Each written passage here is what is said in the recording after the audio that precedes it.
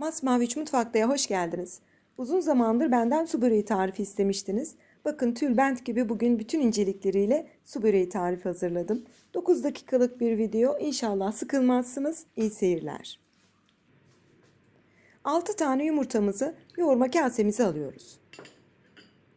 Sevgili arkadaşlar, su böreği hamurunda yoğurt, yağ, hiçbir şey kullanılmaz. Su asla. Sadece yumurta, tuz ve un.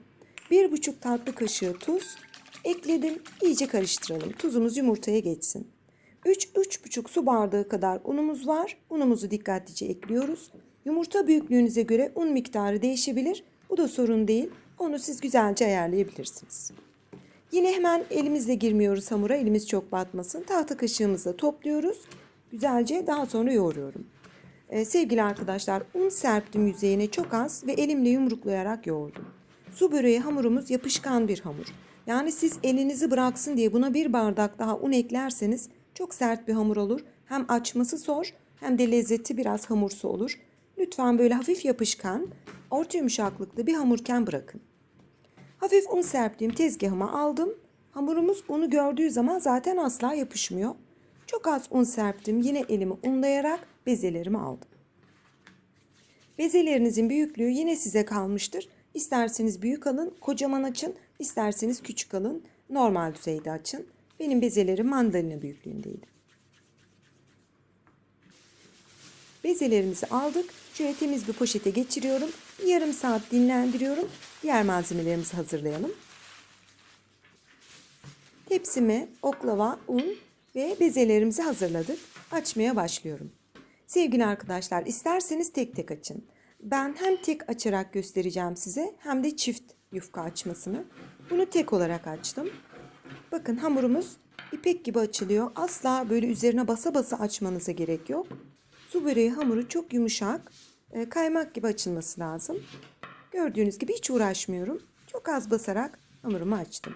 Tek kat üzerinde açarak bu yufkamı bitiriyorum.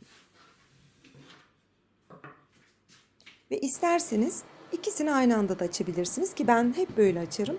Daha zamandan tasarruf etmiş oluyorum. 2 tane bezemi aldım. Birazcık büyüttükten sonra bol un serperek üst üste alıyoruz. Üst üste aldıktan sonra ilk başlarda yapışma ihtimali biraz yüksektir.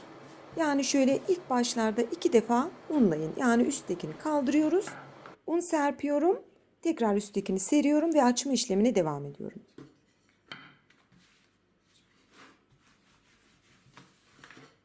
Bu şekilde çok pratik oluyor. Hem de aynı anda 2 tanesini birden açmış oluyorsunuz. Yine arada bir kaldırıyoruz. Şöyle bir toplamda belki 3 defa veya en fazla 4 defa kaldırmanız yeterli. 2 tane yufkamızı aynı anda açtım.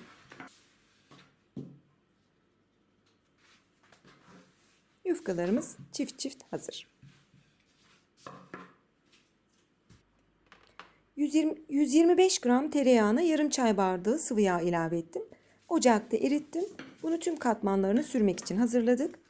Tepsimin tabanına yağı sürdükten sonra açmış olduğum bir yufkamı tepsimin büyüklüğünde kesiyorum ve tabana pişmemiş yufka ekliyoruz. Hemen belirteyim, bu tarif benim canım annemin 50 yıldır yaptığı su böreği tarifidir. Övünmek gibi olmasın, benim böreğim de yakın çevremde çok meşhurdur. İnşallah sizler de beğenirsiniz. Yüzeyine çok az yine fırçayla sürelim ki böreğimiz çok yağlı olmasın. Elinizle sürerseniz biraz kontrol edemezsiniz. Tencereme bolca su ekledim. İçerisine yine bol tuz ekliyoruz. Tuzunu az eklerseniz böreğiniz parçalanabilir. Biraz da sıvı yağ ilave ettim. Ve kaynadığı anda yufkamı bu şekilde suya verdim. Hemen elinizde bir kepçeyle baktınız ki yapıştı bazı yerler, verme esnasında hiç çekinmeyin. İleri geri iterek o yapışan yerleri kolaylıkla açabilirsiniz. Bu sizi hiç korkutmasın. Bu arada Allah'ın izniyle bu hamurda çürüme, yırtılma, parçalanma diye bir şey söz konusu değil. İpek gibi çıkar sudan. Kaynattım ve hemen çıkarıyorum. Kaynama süresini söyleyeyim size. 30'a kadar saydım diyebilirim. Birden başladım, 30'a kadar yeterli oldu. Buz gibi soğuk suyun içerisine yufkamızı veriyoruz. Şöyle bir havalandırdım. Bakın hiçbir yırtılmamız yok. Yufkamızı tek parça halinde çıkarıyorsak başarılı bir su böreğidir. Yukarı çekiyorum. Diğer elimle de fazla suyunu aldım ve tepsime götürüyorum. Alt tabana sermek için o büyük yufkamı ortadan kopardım. Yarısını seriyorum ve bütün katmanlara, sevgili arkadaşlar, lütfen hiç atlamayın. Bütün katmanlara fırçamızla yağımızı sürüyoruz. Ve ikinci yufkamı attım. Tekrar size göstermek için. Bakın, yapışan yerleri kepçemle ittirerek açıyorum. Onlar hemen açılır. Hiç korkmayın. Yine yufkamız pişti kabararak. Sudan aldım. Buz gibi soğuk suyun içerisine verdim.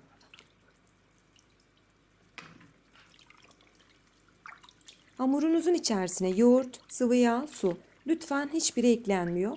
Tuz, un, yumurta. Bunu tekrar belirteyim. Infobox'a da tüm detayları ekliyorum arkadaşlar.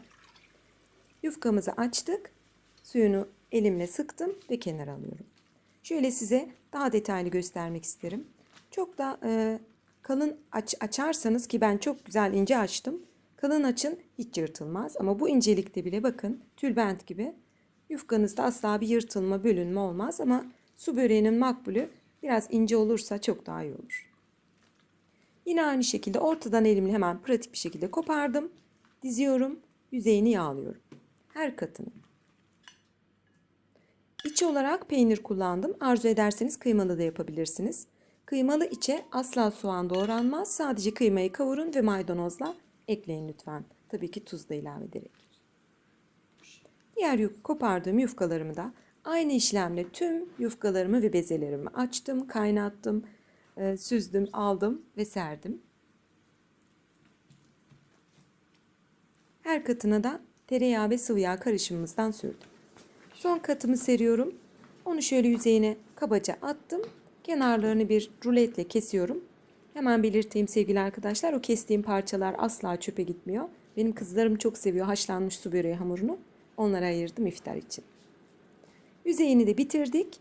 Şimdi tereyağımız biraz artmıştı. Onu hafif süzerek ekliyoruz. Burada da bir püf noktası var. Bakın, dibine beyaz bir tortu birikti. Asla onu dökmeyin. Onu dökerseniz böreğinizin yüzeyi böyle kara kara lekeler olur. Yani siyah siyah lekeler olur. Onu hiç dökmeyelim. Tabii sağını solunu bir temizledik tepsimizin şimdi. Fırına gitmek için hazır. Böreğimizi önceden ısınmış 210 derece alt üst ayar fırına veriyoruz. Ve yaklaşık 1 saat 10 dakika veya 1 saat 20 dakika böreğinizin kalınlığı fırın derecenizin ısısıyla alakalı bir durumdur. Fırından çekim yapıyorum. Bu şekilde kabarmış olmalı böreğiniz. Bu demektir ki içi, tabanı, her şeyi güzel pişiyor. Ve lütfen dikkat edin. Hem tabanı hem yüzeyi güzel kısarsın. Yani tabanını kontrol etmeden çıkarmayın lütfen. Ve böreğimiz bildiğimiz bir baklava edasında altın sarısı pişti ve çıktı. Hemen sıcakken yüzeyine asla hiçbir şey, su dökülüyor diye gördüm bir videoda. Öyle bir şey sakın yapmayın. Bir mutfak peçetesini serip üzerine mutfak havlusu. Bu kadarı yeterli. Neden peçete serdim? Yoksa mutfak havlunuzun deterjan kokusu böreğinize sinebilir. Daha önceden önlem alın lütfen. Bir 10 dakika bekledim. O kendi buharıyla mis gibi, pamuk gibi yumuşadı ve aşağı indi. Böreğimiz şu anda bitti. Hemen dilimledim garibimi. 20 dakika oldu fırından çıkalı ama mecburdum. Hava kararıyordu artık çünkü çok zor bir çekimdi benim için. Tek başına hem 3 kamera hem aç. Ama doku testini ihmal etmem. Şöyle yakın plan sizlere göstereyim. Böreğimiz sanarsınız ki yani böyle kat kat, her teli ayrı ayrı. O kadar lezzetli oldu. Az çok su böreğinden anlayan kıdemli ablalar anlamıştır zaten. Hem altı hem üstü çok güzel kızardı. Zaten o tel tel kendiliğinden ayrılıyor. Çünkü her katını yağladığımız için yapışma diye bir şey söz konusu olmadı. Umarım bu uzun videomu sabırla dinlediniz, seyrettiniz. Şimdiden teşekkür ediyorum. Bir dahaki videomda görüşmek üzere. Hoşça kalın.